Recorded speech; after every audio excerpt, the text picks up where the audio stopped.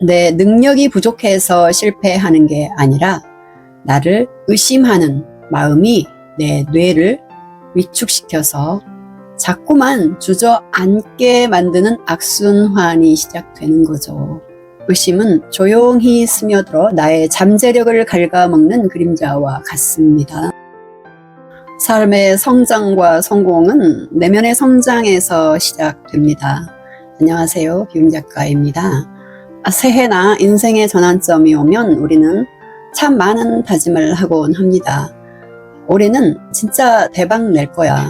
내 사업을 어떻게든 성공시킨다. 나 자신을 믿고 끝까지 가보자. 이렇게 말이죠. 그런데 희한하게 딱 며칠 지나면 어떻게 되나요? 작은 문제 하나만 터져도 에이, 내가 그러면 그렇지. 이번에도 안 될 것 같아 하면서 금방 의심하고 주저앉지 않으신가요? 그때마다 우리는 스스로에게 이렇게 묻곤 합니다. 왜 내 다짐은 이렇게 쉽게 흔들릴까? 왜 나는 끝까지 나 자신을 믿지 못하는 걸까? 역시 내 의지력이 부족해서 그런 걸까? 조금 조심스럽지만 단언컨대 여러분의 답은 의지가 약해서도 아니고 능력이 부족해서도 아닙니다. 이유는 딱 하나, 우리의 믿음이 구조화되지 않았기 때문입니다. 우리 믿음이 구조화되지 않았기 때문이에요. 생각은 순간이지만 믿음은 뇌에 새겨진 회로, 즉 하나의 정돈된 구조입니다. 우리는 계획을 세울 때 되게 이성으로 하죠. 하지만 정작 위기의 순간 본능적으로 튀어나오는 선택은 늘 무의식에 오래 각인되어 있던 불신의 언어로 이루어지곤 합니다. 오늘 영상에서는 신경과학적 실험과 심리학 기반 연구, 그리고 역사 속 자산가들의 사례를 통해서 왜 굳건한 믿음이 강력한 현실을 만들어내는지 그 메커니즘을 조용히 하지만 깊이 있게 풀어드리려고 합니다. 오늘 이 영상이 끝날 때쯤 여러분은 나를 의심하는 사람에서 나의 믿음을 차분히 설계하는 사람으로 조금씩 바뀌어 가실 겁니다.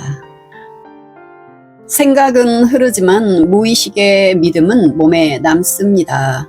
나 이번엔 진짜 잘 해낼 거야 라고 생각하지만 왜 몸은 불안해서 떨리고 다시 익숙한 실패의 자리로 돌아갈까요? 여러분 많이 경험해 보시지 않으셨나요? 이것은 뇌과학적으로 보면 아주 자연스러운 현상이에요.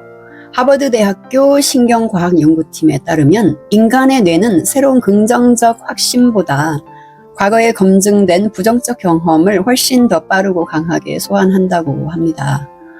뇌의 감정과 공포를 담당하는 편도체는 우리가 이성적으로 판단하는 전전두엽보다 반응 속도가 무려 30배 이상 빠릅니다. 과거에 무언가 거절당했거나 실패했던 기억이 무의식에 나는 안 돼 라는 불신으로 깊이 박혀 있으면 새로운 도전을 마주하는 순간 편도체가 먼저 반응해서 공포 신호를 보냅니다. 야, 너 저번에도 하다가 말았잖아. 위험해. 하지 마.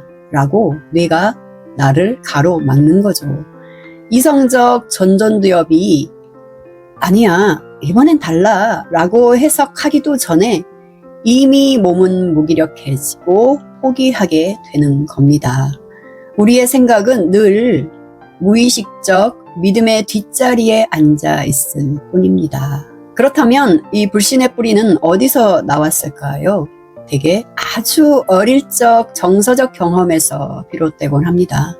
학창 시절 발표하다가 실수를 해서 친구들이 비웃었던 기억, 부모님이 지나가듯 했던 네가 그걸 어떻게 하니? 라는 말 한마디처럼 말이죠. 스탠포드 대학교 심리학과 연구팀의 실험에 따르면 유년 시절 지속적인 부정적 피드백을 받고 자란 성인들은 새로운 과제를 수행할 때 스트레스 호르몬인 코르티솔 수치가 일반인보다 비정상적으로 높게 치솟았습니다. 이들은 지식이나 능력이 부족한 게 아니라 뇌가 나는 실패할 것이다 라는 정서적 인식을 이미 사실로 받아들이고 있는 상태였던 거죠. 우리가 자신을 의심하기 시작할 때 뇌에서는 이런 미세한 변화가 일어납니다. 내가 할 수 있을까? 라는 의심은 단순한 생각이 아니라 몸에 코르티솔을 끊임없이 분비시키는 신호가 되거든요. 이 호르몬이 계속 쌓이면 신기하게도 우리의 이성을 담당하는 전전두엽의 기능을 조금씩 둔하게 만듭니다. 즉, 내 능력이 부족해서 실패하는 게 아니라 나를 의심하는 마음이 내 뇌를 위축시켜서 자꾸만 주저앉게 만드는 악순환이 시작되는 거죠. 의심은 조용히 스며들어 나의 잠재력을 ဃ갉아먹는 그림자와 같습니다. 그래서 우리는 그 의심을 억누르려고 애쓰기보다는 그저 조용히 알아차리고 비워내야 합니다. 우리의 선택과 성취는 지식이나 정보가 아니라 내 무의식이 무엇을 진짜로 믿고 있느냐에 따라 결정되기 때문입니다. 그렇다면 역사적으로 거대한 성취를 이룬 자산가들이나 위인들은 어땠을까요? 그들은 태어날 때부터 강철 같은 멘탈을 가졌을까요? 아닙니다. 그들도 우리처럼 매 순간 흔들렸습니다.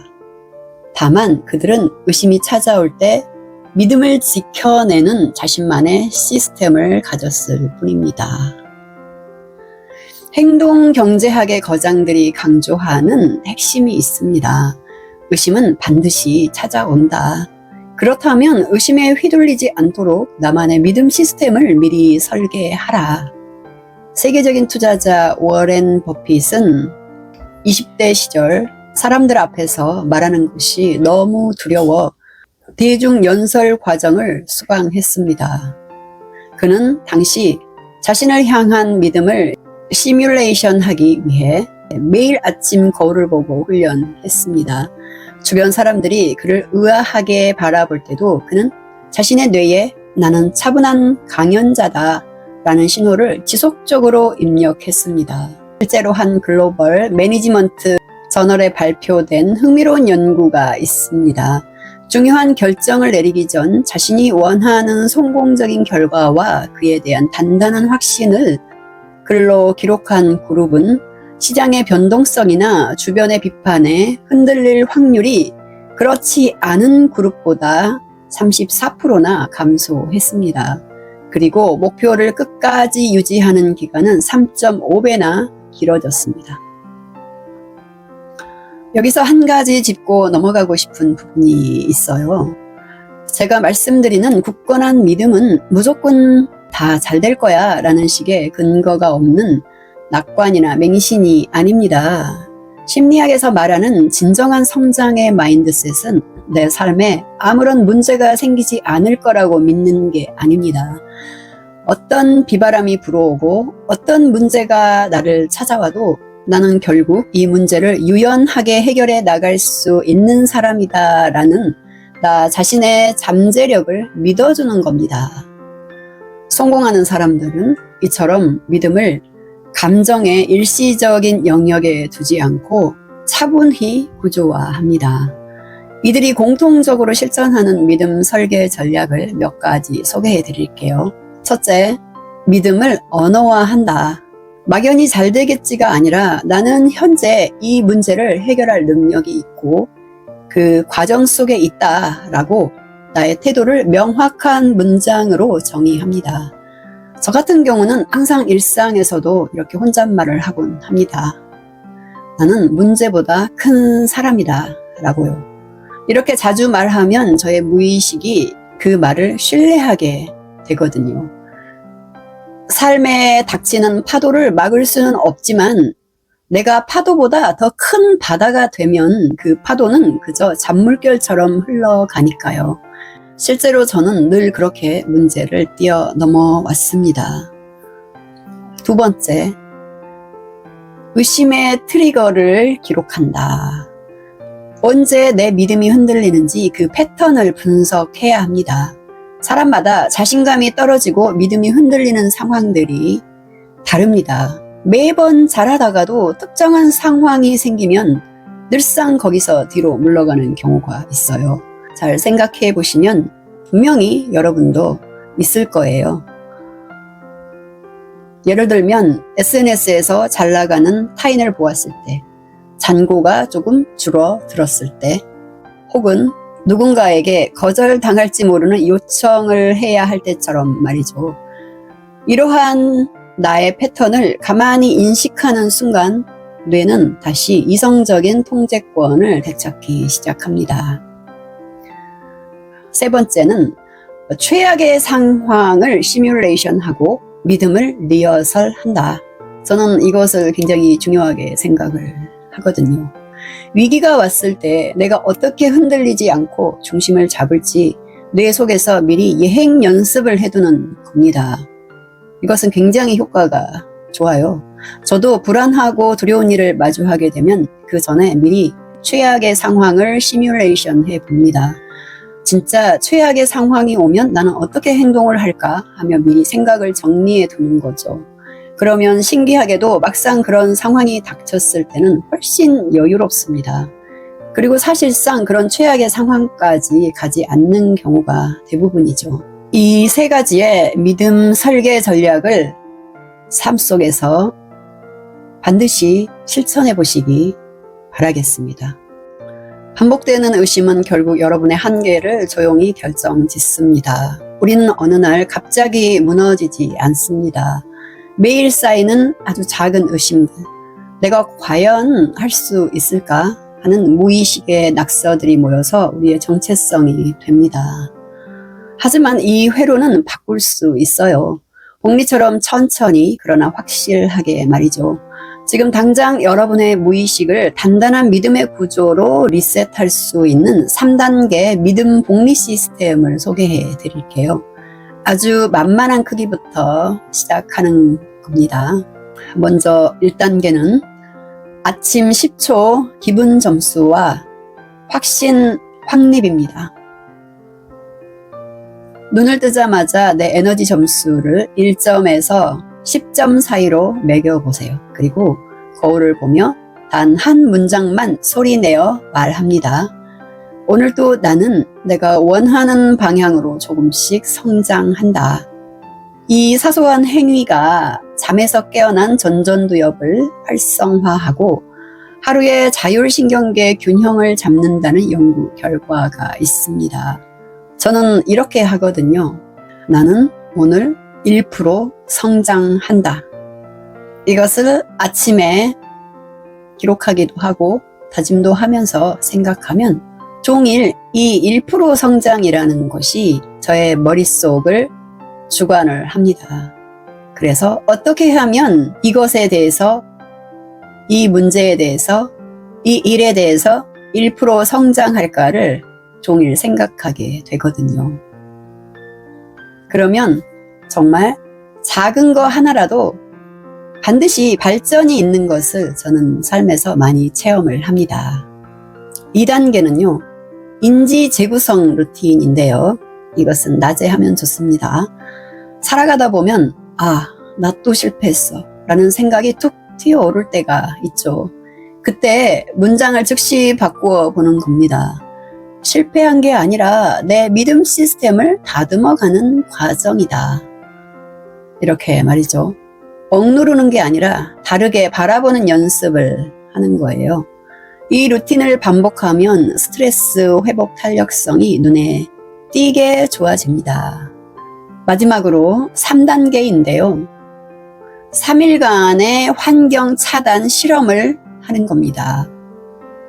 내가 가장 쉽게 흔들리는 환경, 예를 들면 남과 비교하게 되는 인스타그램이나 부정적인 말만 하는 커뮤니티, 혹은 그런 이야기를 주로 하는 지인을 딱 3일만 의도적으로 멀리해 보세요. 그리고 그 시간에 내가 이루고 싶은 목표에 대한 책이나 따뜻한 영상을 채워 넣는 겁니다. 내가 나를 스스로 돌보고 통제하고 있다는 강력한 자기 효능감이 차오르기 시작할 거예요. 저는 이 3단계 시스템을 잘 활용을 하는데요. 효과가 굉장히 좋고요. 특히 3일간의 환경 차단 실험도 굉장히 좋습니다. 저는 3일간이 아니라 늘 일상에서 하고 있습니다. 그러면 잡생각도 없어지고 또 제 무의식에 자꾸 저를 아래로 잡아 내리는 그런 생각들도 많이 줄어들게 되고 또 차단이 되거든요. 자, 그런데 이 3단계 루틴을 내 삶에 적용하기 시작하면 마음속에서 이상한 저항이 찾아올 수 있습니다. 아침에 거울을 보며 확언을 하는데 마음 한구석에서 웃기고 있네. 네가 무슨 늘 하던 대로 살아 라는 차가운 목소리가 들릴지도 몰라요. 실제로 많이 들리죠. 그럴 때는 당황하거나 난 역시 안 되나 봐 하고 포기하지 마세요. 아주 자연스러운 현상입니다. 우리의 무의식은 익숙한 과거의 상태를 안전하다고 착각하기 때문에 새로운 믿음이 들어오면 본능적으로 밀어내려고 발버둥을 치는 거거든요. 그 목소리가 들릴 때는 그저 한 걸음 뒤로 물러서서 가만히 바라봐 주세요. 아, 내 마음이 지금 변화가 두려워서 저항하고 있구나 하고 인정해 주는 겁니다. 그 생각에 힘을 싣지 않고 가만히 비워내다 보면 어느새 그 저항의 목소리는 힘을 잃고 조용히 사라지게 됩니다. 여러분, 굳건한 믿음은 태어날 때부터 정해진 기질이 아닙니다. 매일 내가 나의 뇌에게 어떤 다정한 조건을 설계해 주느냐에 따른 결과물일 뿐입니다. 실패하는 사람은 의지가 부족해서가 아니라 내면의 믿음 흐름이 아직 정리되지 않아서입니다. 나를 의심하는 마음은 내 능력보다 먼저 기회를 앗아가고 나를 믿는 단단한 마음은 현실보다 먼저 성공의 자리를 채우곤 합니다. 마지막으로 질문을 하나 드릴게요.